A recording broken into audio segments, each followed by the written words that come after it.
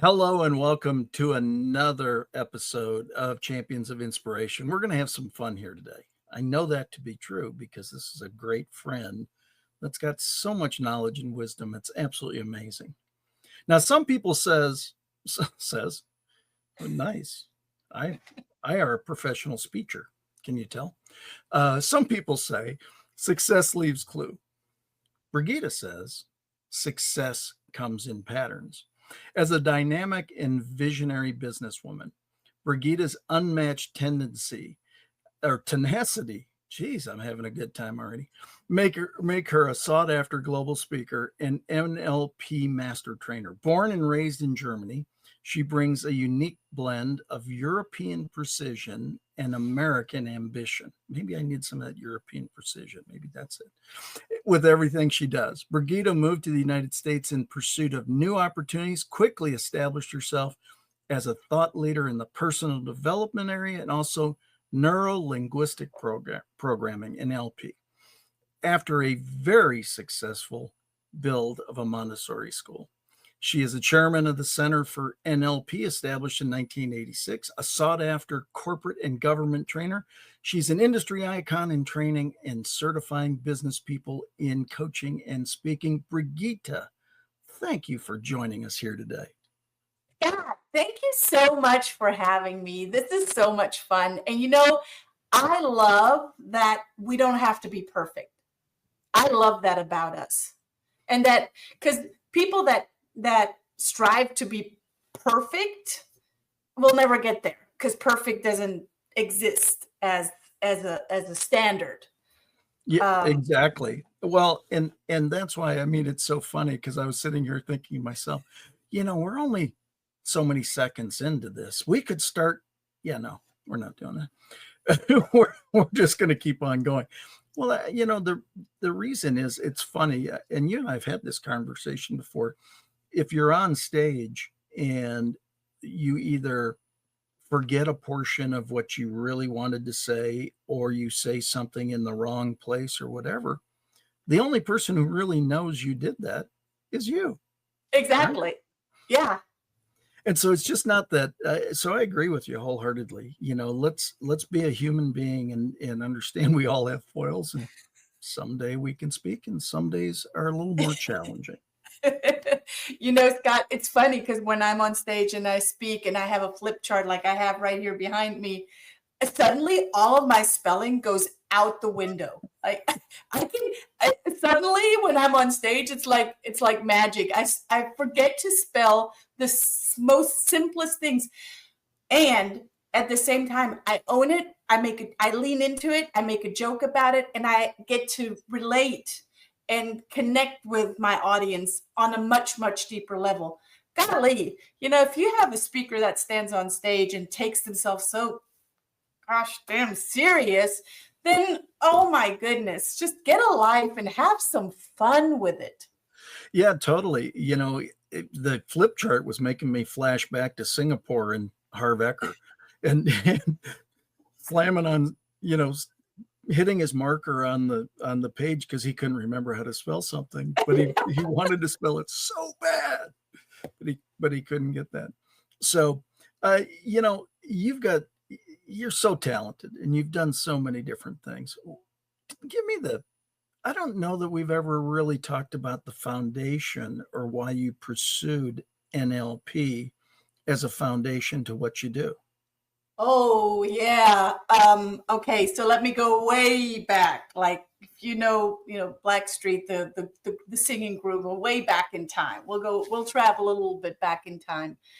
I grew up in a 600 people village, and if you ask my mom, I was a born leader because I always had like all of the kids in the village around us, around me, and we were getting in all sorts of things. I'm not going there right now.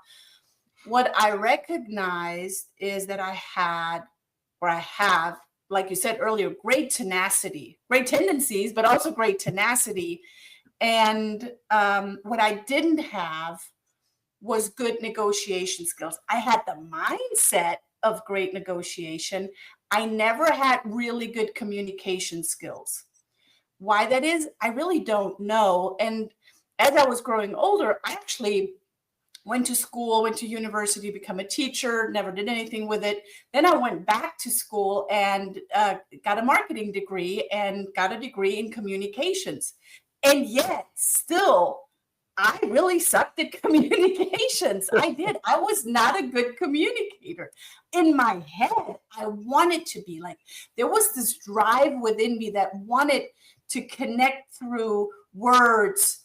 But for some reason, it was just not, I didn't have the gift of gab. I didn't have to really express myself. So at one point, after I finished university the second time, I was in my late 20s. I said, I'm going to change that. And school only gave me so much as a communications major and in marketing. But I still, as I graduated, I was like, I'm still missing something. What am I missing here? And I went heavily into self-development. And I read all of these self-development books, Think and Grow Rich, Napoleon Hill. You mentioned earlier T. Harv Eker's Secret of a Millionaire Mind, Tony Robbins. I read them all. It started out with emotional intelligence, reading that book, EQ, and 7 Habits of Highly Successful People, all of those books. And at one point I was like, wait a minute. They all have something in common. They all sound the same to me without, having a fine-tuned ear. They all have something in common. What is that? And when I became aware of what that was and the advanced language patterns of neuro-linguistic programming, I'm like, aha, I want to learn that. I want to go to the root and I want to learn that. And that's when I started taking NLP courses, and I recognized, English being my second language, NLP, neuro-linguistic programming, the language patterns, is just like another set of language. So in order to learn a language, you got to immerse yourself, and you got to practice it, and you got to use it, or else you just lose it. And by doing that, I, kept practicing, kept using over years and years and years, and implemented. And that was the moment. That was like when the flip switched. I was like, now I have what I wanted. And it's a journey. It's not that I've come to a destination. It's a continuing journey, and just adding, better communication skills. And through that, my mentor throughout the, over 2 decades, actually sought me out and said, I want you to take over the Center of NLP. And I'm like, I was actually not ready to take that over, because I just let go of my school. I just, hired someone to take over the day-to-day operations. And I said, well, I wasn't looking at buying another brick and mortar. And at the same time was thinking, wait a minute, something great was placed in my lap. And this is not about me. This is about the greater good. So thank you, God. Let's run with it. I love that. Gosh, there were so many different things that you said in there, and I think back to, doing well over 3,000 live events at this point in my career, and quote unquote, never being classically trained in NLP, but I'd have to be totally not be able to absorb anything if I didn't understand it, because of all the people I shared the stage with, who have been, right? Yeah. And Hoeferle is a master. Tony Robbins is a master of NLP. Yeah, you just think back to it, and I was just thinking, you can't help but be absorbed into it all. For sure. When you have those opportunities. It's so amazing. And I've got multiple friends in the NLP space, and actually was having this conversation with another friend that he said, it's like anything else. You can take and you can do it and serve the greater good, or you can do some things that some people might find questionable. But it's no different than any other part of language or any other part of communication, right? What's the intent? What's the, from my side, it comes with high intention, low attachment, high intention of imparting something great to each and every listener, even on this podcast, and a low attachment as to what that is specifically for them, for me, for you, for any of us. And I think that's the one thing, as I've become more mature. Of course, that's code word for older. You start to not take yourself quite as seriously and understand that, gosh, I would just love to share great messages that serve people so that they can get through what they're going through, because there's some stuff going on, right? So is that why what's your intention or motivation or inspiration behind coaching and taking this material and wanting to get it out to the world?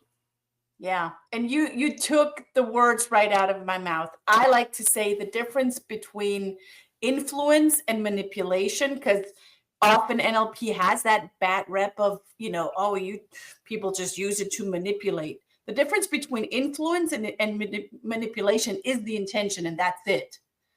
And my intention is that I get to equip people with language patterns, because who do we speak most to? What people don't even know, or maybe not even recognize, we speak to ourselves to the most. And often it happens on such a subconscious level, because we've been programmed our entire life to say these different things to ourselves. Oh, I'm not good at that. Oh, I can't do this.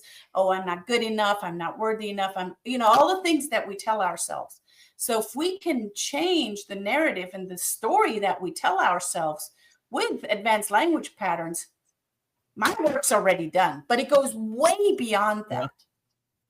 And, coming from a small village and a very narrow-minded community, I was always, what's the bigger picture? What's the win-win-win? I growing up and climbing the German corporate ladder, I always heard win-win. We need to be in win-wins. But I was always questioning myself, what if there's a third win? What if there's a fourth win? What is there if there's like multiple wins, and now we're creating like this big ripple? I want to be part of that. And that's exactly what drives me. That's the intention behind it. Because when I can have a good conversation with myself, I can have a better conversation with the other, whoever the other is. My kids, my spouse, my client, my boss, my mom, my dad, my siblings, fill in the blank, whoever. Yeah, no, I totally agree with you. It's interesting because while I'm blessed to train over a variety of the business categories these days, and probably train more on communication or creating relationships and nurturing relationships today more than I ever have. Starting as a sales guy and sales trainer, one of the things that I work to do consistently through language is to demystify the whole selling process. The Webster's definition of selling is the exchange of a product, good, or service for an amount of money or its equivalent. Okay, well, I trained a lot in the holistic disciplines. They're such warm, loving people, such heart-centered people, that the whole money part of that definition scared them. So the exchange of a product, good, or service for an amount of, or because it makes my heart feel good, right? Let's reframe it. Well, I took it one step further and reframed it further into my heart-centered selling definition: education through communication without manipulation. And now that reframes us really into being a teacher. And people love their teachers for the most part. Right. And so I agree with you. I think, when I first got into the speaking biz full time, NLP did have a little bit of a bad rap, because there are some people who, did some things that were probably not as integrous as others would like it to be. But then I met people like you who are so integrous and are so solid in it. And I respect you so much for your desire to do it out of that appropriate intention. I just think it's awesome. Thank you for that. Yeah. Yeah. Thank you. I often feel like the salmon that's swimming against the stream, or the fish that's swimming against the stream. And I love swimming against the stream. I think that's my life purpose of questioning the status quo and not fitting in and standing out.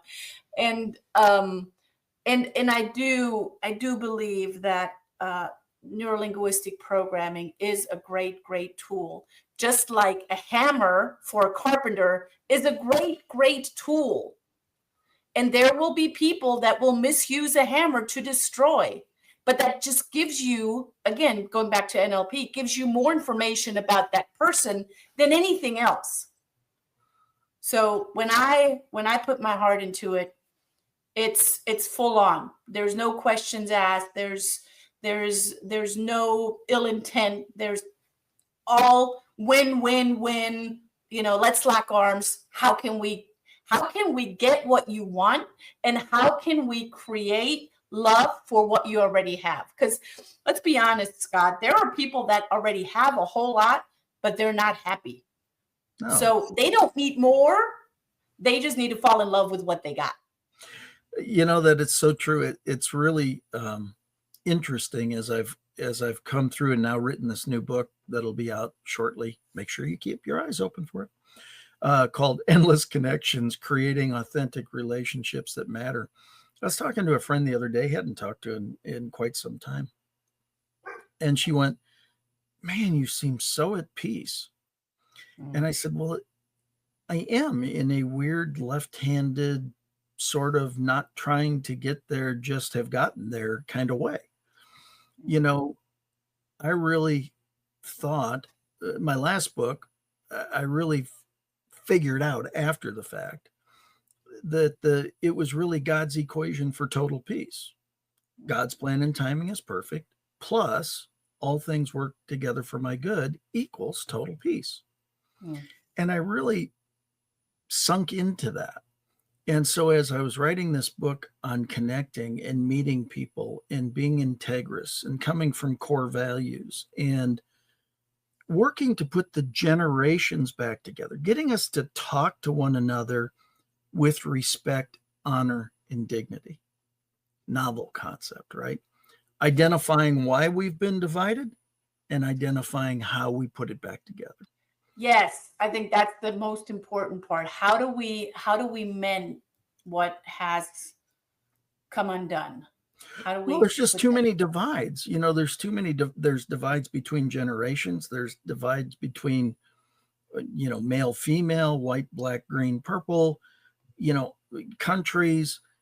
And what I've noticed or observed is that when you're diametrically opposed, it's very difficult to solve anything. We used to be like this, and then we would respect each other. Let me hear you out and talk to each other, right? And when we do that, respect is how I treat you. I don't have to agree with you, and I don't even have to like you, but I should respect you. Honor is how I lift you up, and when we do those two things appropriately together, dignity is performed. And that's why I love the way that you approach the purity of NLP with the intention and and it's not just, I'm not trying to pigeonhole you. You're so good at everything you do, but NLP is certainly a big portion of that, but you do it with such integrity. Why is that so important to you? Well, I grew up, and I think upbringing and expert modeling is a big piece, which is another NLP strategy. My dad was a missionary, and I grew up with some really, good values. And when I must have been, 4 or 5-ish. And my dad said, you're a tool for humanity. And, at that age, between age 0 and age 7, everything that anyone says, and if it's a parent, a teacher, a thought leader, that weighs so much greater and heavier. It just goes into the subconscious mind, and that's what you become. And I remember going, okay, I don't know what that means, but Dad said it, so it must be true. And of course, my dad said it over and over and over. And for the longest time, Scott, I didn't even know what that meant. So at one point, I got to decide what that means. And when I decided that I didn't want to be a missionary, but that I was a tool for humanity, that I was somewhat handed what my dad, created a legacy, only in a very different way. There was no question asked, is it going to be in integrity or not? That was never a question. Yep. It is that's what it is. And if I am not congruent in the ways in the walk that I walk and the talk that I talk, if that doesn't align, I am not doing it.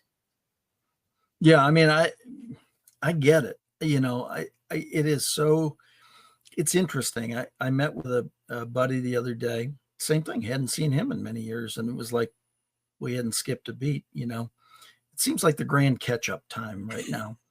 But anyway, was talking to him and he said, man, I'd love to see your speaker reel. I said, well, that would be awesome if I had one. And he said, yeah, you've done 3,000 events. I said, yeah, but I've done them for people. I haven't really done them for me. That's never been my thing.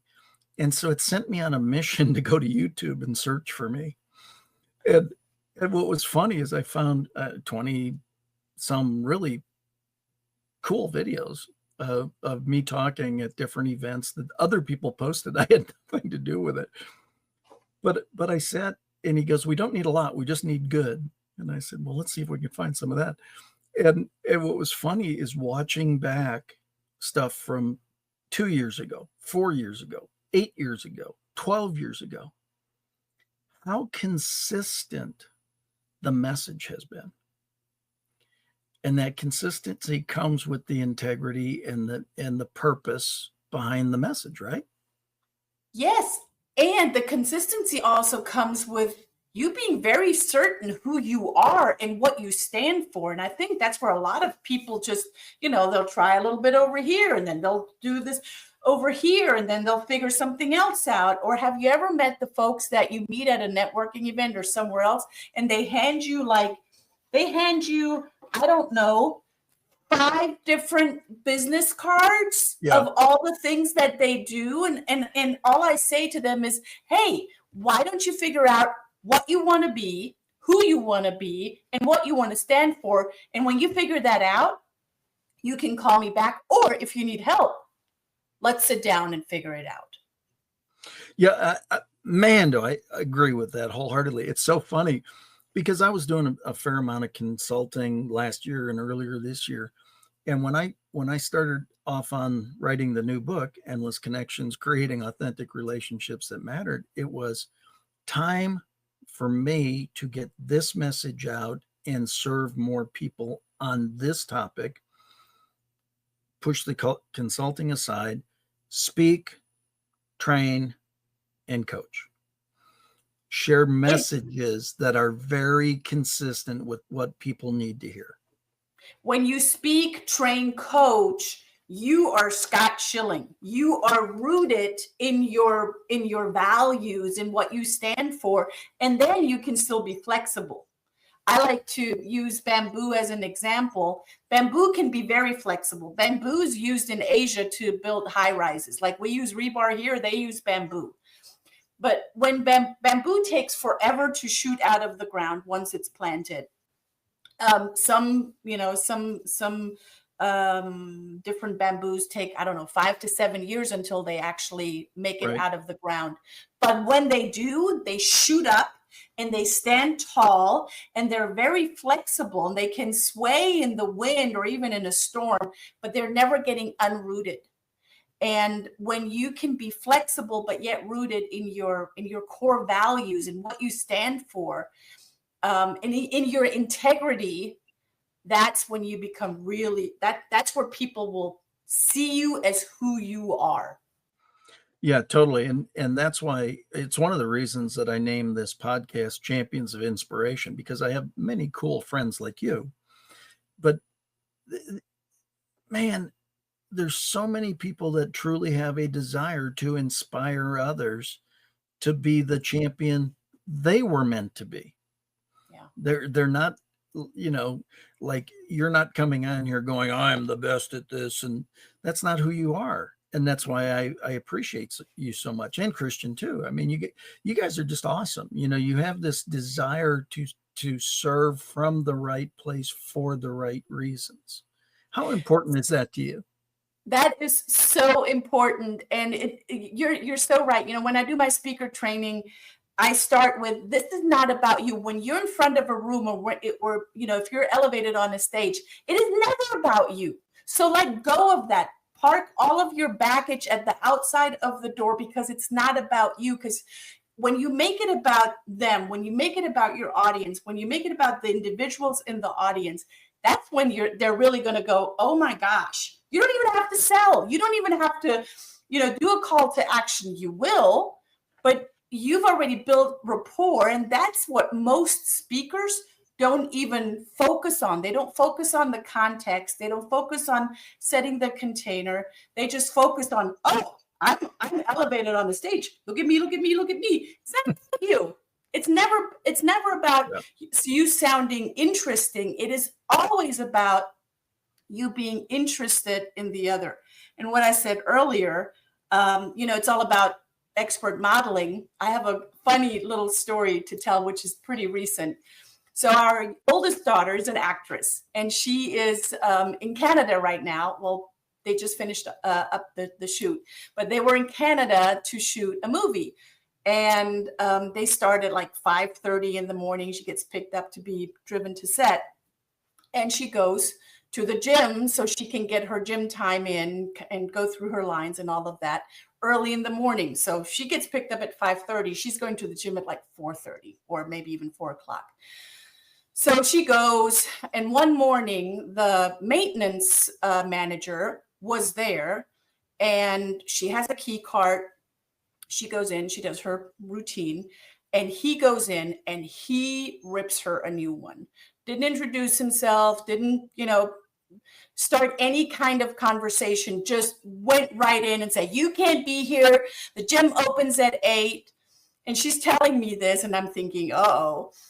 And she said, Mom, this is what I did. I got up because I was on the ground doing Pilates. I got up, I shook his hand, I introduced myself. I said, hi, my name is Amelie. What is your name? And totally, and that just took him completely off guard. And then he said, well, you can't be here. We open at 8. And she goes, yeah, but the key card's working. And honestly, I'm starting my work at 5:30. And if I don't go to the gym in the morning, there is no way I can get my workout in. So I would appreciate if you allow me to be here early, because my key card, quite frankly, works. And that just kind of took all of the negative energy, and he went on his way, and there was never, ever a problem ever again. Well, I don't doubt that she did that and do that very effectively. I know her mom. The same thing. I would have done the exact same thing. Well, totally agree. I mean, it's like, really, dude? Come on. It's like, seriously? No, but I agree. Again, I keep on referring back to the book, but I truly believe this is my life work coming out, to help people create rapport, meet people, develop relationships. I've had more calls with people I haven't talked to for 5, 6, 7, 8 years lately, because I've had such great calls doing it. And it's just encouraged me to go back and reach back to people, not wanting anything in particular other than to talk. I got an email today from somebody that said, gosh, I saw you're doing a webinar next week. I would love to be there. I can't be there, but it was just so good to hear from you.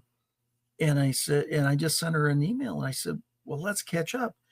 And I realized the last time I saw her, I was speaking in Seattle 6 years ago. And but I mean, that's, if you leave relationships right, if you do the right things, while it is better to do it more consistently and in shorter time frames, it's still, the relationship is still there. There's still value. Yeah, people will remember. They might not remember your name completely, but they will remember how you made them feel.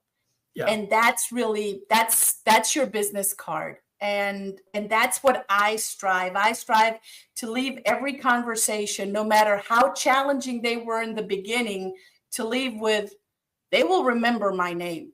Now, he'll remember Amelie's name. And she never pulled the, look, I'm a lead actress in a big Paramount production. She never pulled that card. Right. She could have easily, but she never pulled that card because it wasn't important. What's important is that you treat people right and with kindness, and that you're really interested in them. That's what's important. And that's what you said. Rapport is like, it's the key. Yeah, absolutely. In fact, great segue, by the way. I know that you've got a listening checklist that you want to share with everybody. And I would encourage everybody to go ahead and take advantage of this and get it. Where do they find that from you, Brigitta? It's listening checklist, one word, listening checklist, dot, and then there's my name, Brigitta Hoeferle. You see it here in the little window, Brigitta Hoeferle. You spell it just like you say it, so it's very easy. .com. So listening checklist, dot, Brigitta Hoeferle, one word, .com. Awesome. Well, we'll also put it in the show notes and everything. You know, this is such a delight. I mean, we're past our time. We're through our time. We're past our time. We could do this for a long time. So we're going to have to do it again soon. Any last bit of genius, because you got so much of it? I know. Can you squeeze any more genius out? Oh, last bit of genius. I read something yesterday in a book. It said, here are the 3 points. And I think I said it earlier, but to reiterate, here are the 3 points to living a great life. Number 1, be kind. Number 2, be kind. Number 3, be kind. So if in doubt, choose kindness. I love that. I was going to guess, but that is so cool. No, that is so awesome. So thank you so much for being here. And thank you so much for joining us here on Champions of Inspiration. We'll see you again soon. God bless. Have a fabulous day.